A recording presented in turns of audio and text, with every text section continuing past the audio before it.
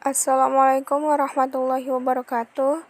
Perkenalkan, saya Widuri dari Fakultas Pendidikan Teknik Informatika dan Komputer STKIP Al-Maksum Langkat.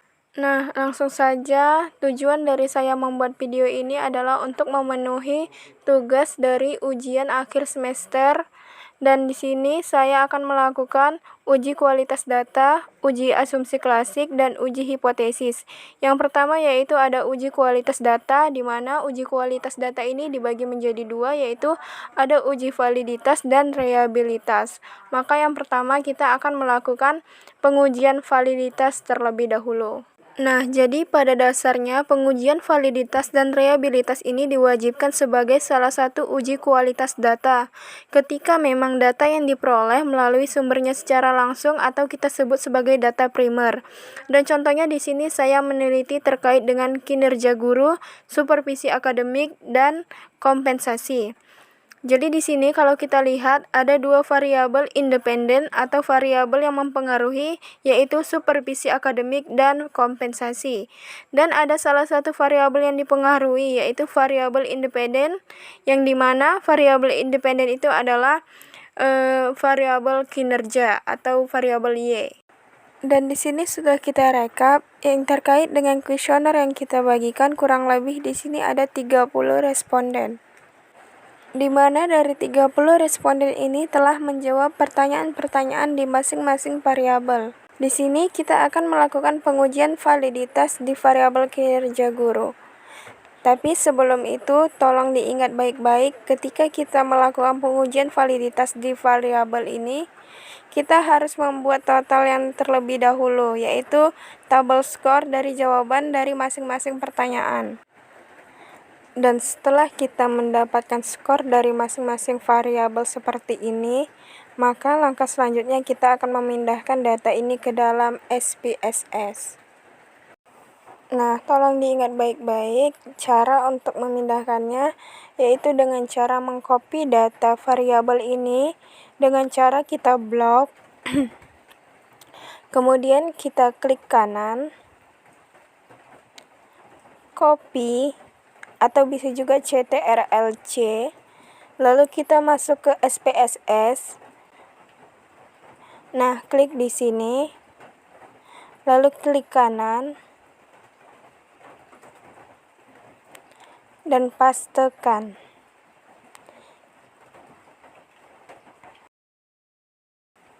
Nah, kita di sini akan menemukan hasilnya seperti ini. Setelah kita menginputkan data, maka selanjutnya kita akan pindah ke variabel view. Dan di sini kita akan mengubah namanya terlebih dahulu, yaitu variabel 01, variabel 2, variabel 3, dan seterusnya. Nah, di variabel 14 ini merupakan total skornya. Jadi kita akan memberikan namanya seperti ini. Nah, karena ini merupakan variabel Y, maka saya akan memberikan Y1 untuk pertanyaan butir 1 dan Y2 untuk pertanyaan butir kedua, dan seterusnya sampai Y13.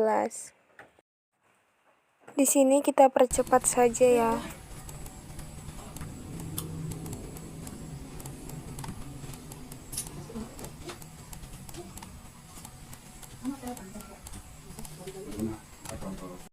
Dan yang terakhir adalah Y total atau total skornya, maka kita akan memberi nama Y total. Setelah kita memberikan nama seperti ini, kita balik lagi ke data view.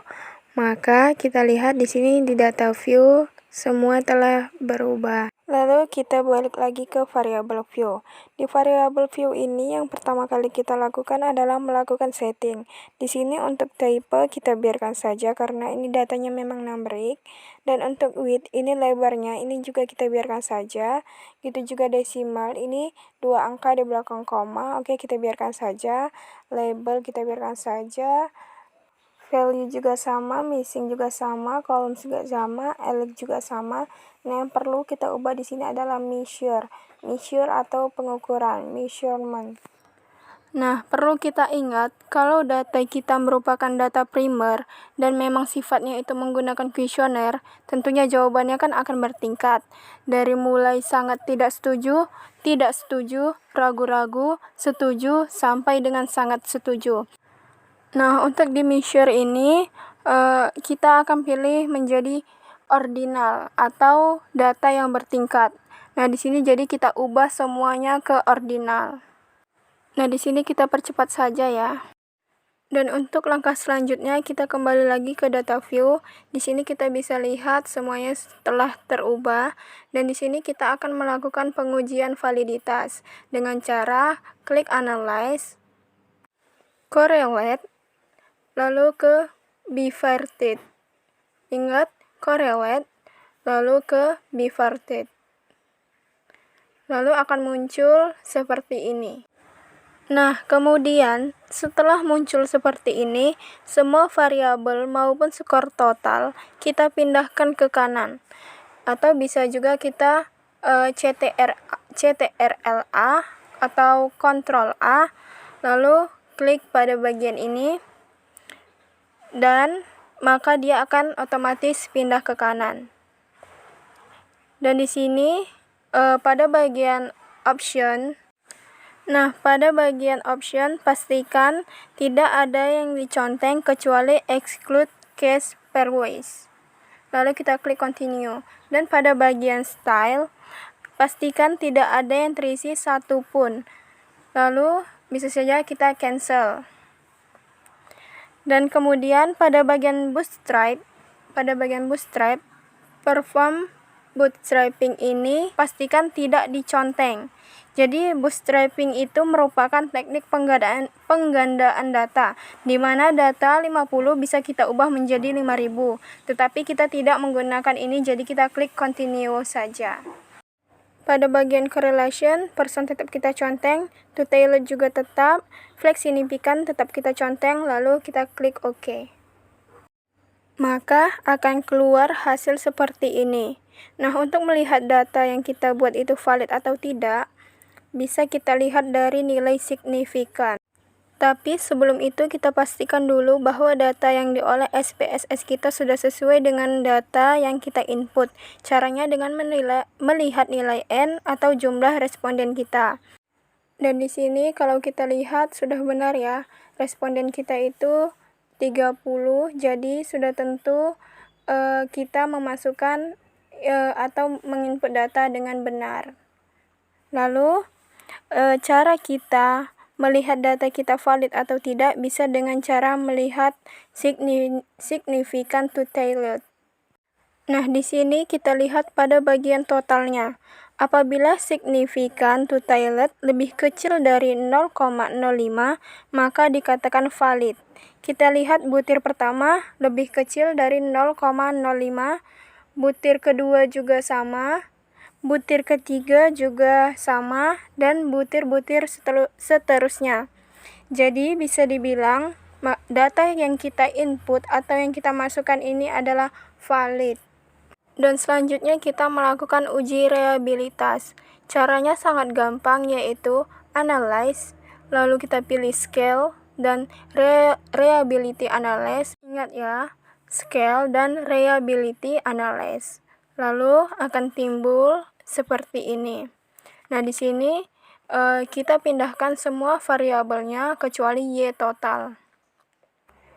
Dan di sini kita percepat saja ya. Jadi total score tidak masuk ke sini. Yang kita pindahkan ke kanan itu hanya butir-butir pertanyaannya saja. Jadi total ini tidak masuk. Kemudian kita klik statistik, lalu correlation kita conteng, covariance kita conteng, scale if item delete-nya juga kita conteng, lalu untuk yang lainnya kita biarkan saja dan klik continue. Dan untuk modelnya tetap alpha, lalu klik OK. Lalu akan muncul seperti ini. Yang kita lihat pada dasarnya adalah cache processing summary-nya. Yang kita lihat di sini yaitu totalnya. Jadi artinya itu Total di sini adalah 30 dan sesuai dengan data yang kita input atau yang kita masukkan. Kemudian, untuk melihat data kita reliability atau tidak, maka kita bisa melihat Corncobats alpha-nya. Kalau kita baca pada buku Profesor Imam Ghazali, di situ ada kutipan dari Lumeli yang menyatakan bahwa nilai Corncobats alpha minimal supaya data dikatakan reliable adalah sebesar 0,7. Dan Corncobats alpha kita lebih besar dari 0,7, yang artinya semua butir pertanyaan dari variabel kinerja guru bisa dikatakan valid dan juga reliable. Lalu kita masuk ke uji asumsi klasik, yaitu uji normalitas, multikolinearitas, dan heteroskedasititas. Yang pertama yaitu kita akan melakukan uji normalitas terlebih dahulu. Jadi, pada uji normalitas, di sini kita hanya memerlukan skor totalnya saja. Ingat, hanya skor totalnya saja. Karena untuk sebelumnya kan uji validitas dan reliabilitas ini semuanya ya. Tetapi kalau untuk normalitas ini hanya diperlukan skor totalnya saja. Di sini caranya kita tinggal copy, lalu kita masuk ke SPSS, dan kita pastekan pada bagian sini. Klik kanan, lalu paste. Lalu kita masuk ke variable view. Di sini yang pertama kita ubah yaitu namanya terlebih dahulu. Kita akan mengubah namanya menjadi X1, X2, dan Y. Dan pada bagian label bisa kita masukkan nama dari masing-masing simbol X1, X2, dan Y tersebut. Nah, untuk di X1 itu ada supervisi akademik, dan di X2 itu ada kompensasi, lalu Y yaitu kinerja guru. Lalu pada bagian measure kita pilih scale, kita ganti ke scale semuanya, dan pada bagian rule kita biarkan saja. Lalu kita kembali lagi ke data view, dan di sini kita langsung saja akan melakukan pengujian normalitas. Langsung saja kita klik analyze, lalu regression, dan kita menuju ke linear. Ingat regression, linear. Lalu akan timbul seperti ini. Dan ingat, perlu kita ketahui, kita harus bisa membedakan independen dan dependen. Untuk yang X1, X1 dan X2 kita pindahkan ke independen, dan untuk kinerja guru Y kita pindahkan ke dependen. Kita klik sebelah sini. Oke. Lalu di sini kita klik pada bagian statis, dan jangan lupa kita checklist pada bagian ini ya. Lalu kita klik continue. Dan untuk bagian plot di sini jangan sampai salah ya. Untuk yang ini kita akan pindahkan ke Y. Dan yang ini, yang bagian atas ini, kita pindahkan ke X. Kemudian, pada bagian ini kita checklist saja, lalu klik continue. Dan pada bagian save, kalian centang ini saja, lalu kita klik continue. Dan kita klik OK. Lalu, tunggu sebentar, kita akan menunggu hasilnya. Nah, hasilnya itu seperti ini.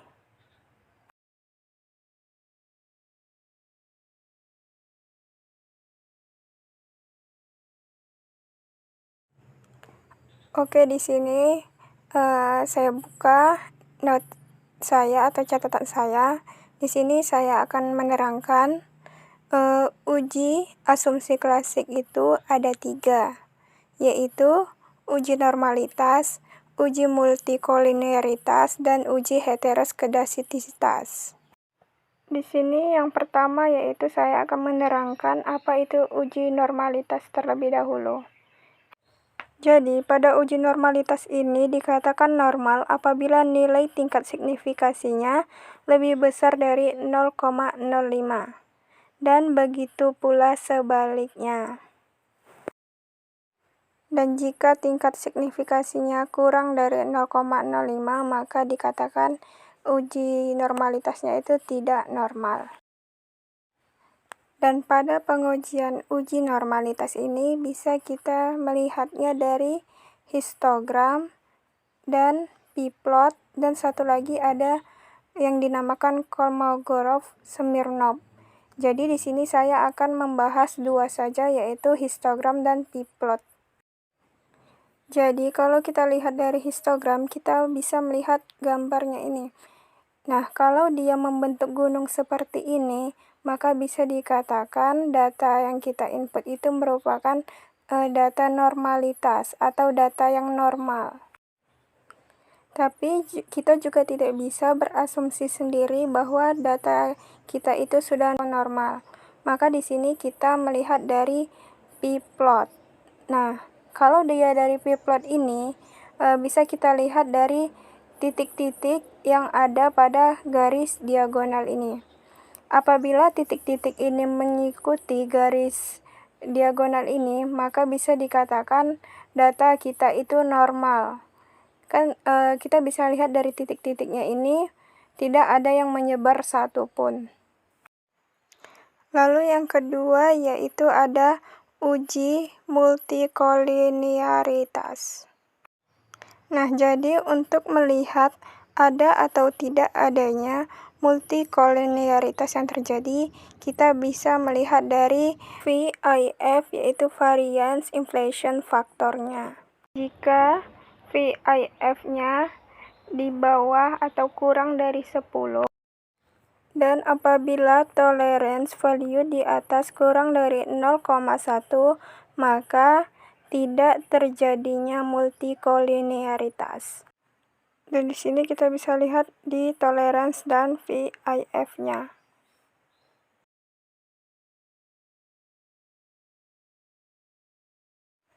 Jadi interpretasinya adalah berdasarkan dari tabel diketahui bahwa nilai VIF variabel akademik X1 dan variabel kompensasi X2 adalah 1,009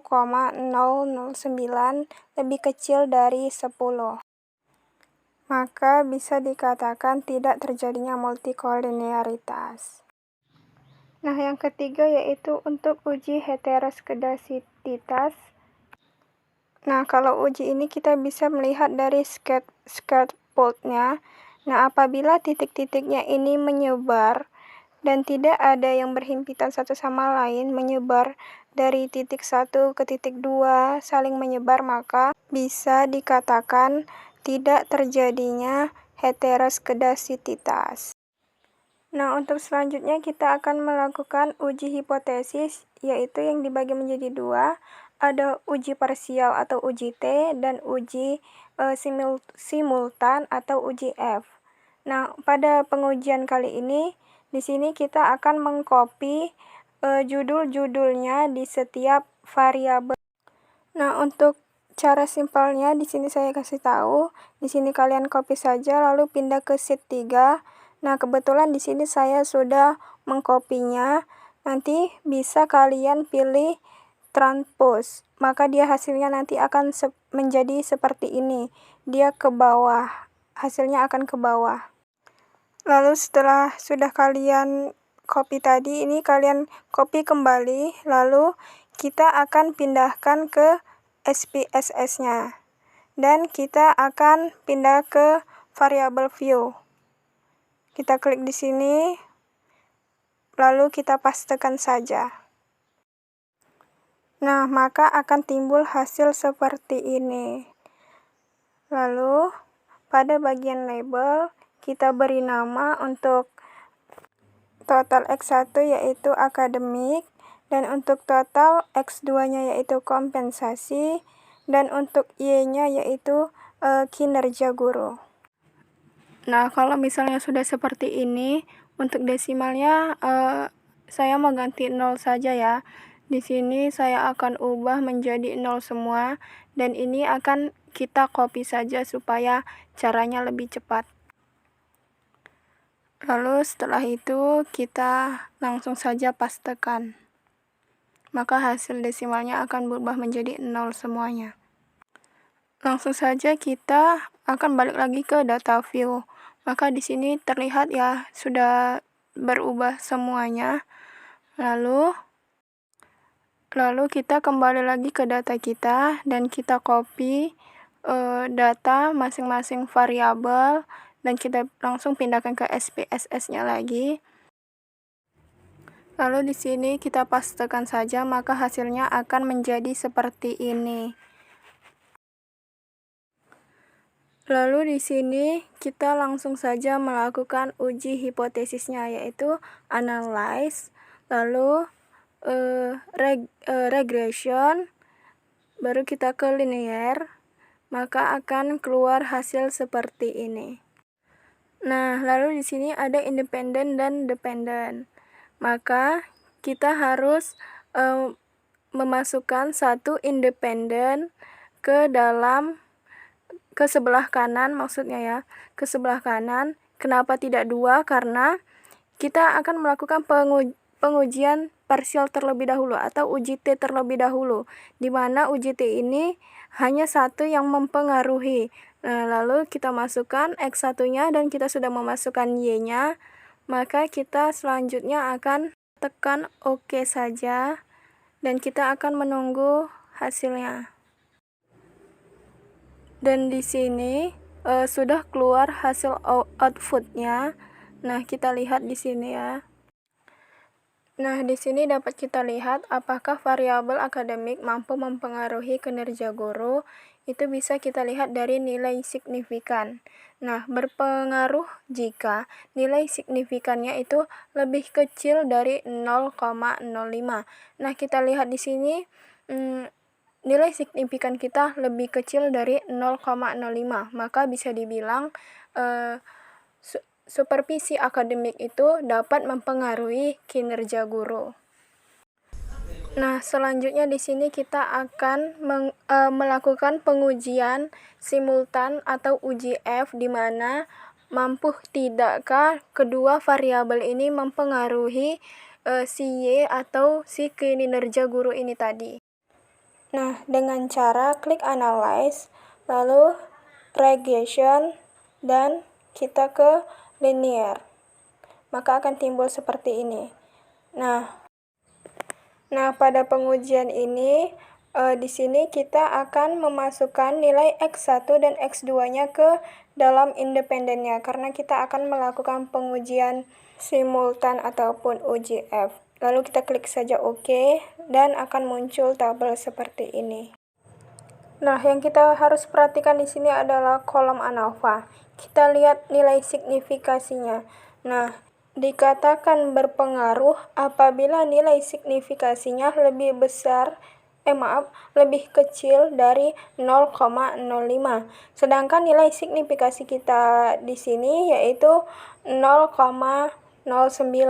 Maka bisa dibilang variabel akademis dan variabel kompensasi tidak dapat mempengaruhi kinerja guru. Terima kasih.